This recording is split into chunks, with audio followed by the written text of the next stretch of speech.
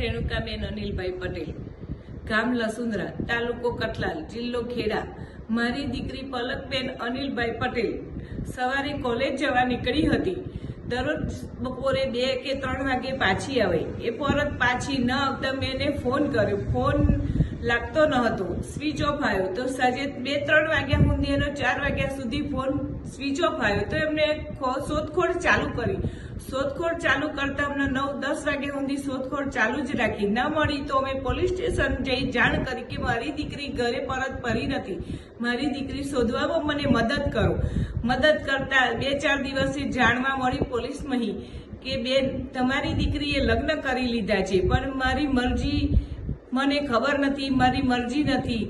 તો રબારી પિયુષભાઈ, દિલીપભાઈ એમની સાથે લગ્ન થઈ ગયા છે એવું મને જાણવા મળ્યું। તો પછી એ લગ્ન મને સ્વીકાર નથી અને રબારી સમાજના આગ્રણીય ઠાકર બાપાને મારે નમ્ર વિનંતી છે કે મારી દીકરી તમે પાછી આપો। તમારા બોલ તમે પકડી રાખો કે તમે જેવું કહેતા હતા કે કોઈ સમાજની દીકરી લેવી નહીં ને કોઈ સમાજની દીકરી આપવી નહીં, આપણા સમાજની દીકરી આપવી નહીં ને કોઈના સમાજની દીકરી લેવી નહીં, તો ઠાકરજી તમે મારી દીકરી તમને વિનંતી છે કે મને પાછી આપો। હું પાટીદારની એક બાઈ બોલું છું, મારી દીકરી મને પાછી જ આપો, બસ એ જ મારી વિનંતી છે। તો જ તમે રબારી સમાજના ઠાકરજી ઘર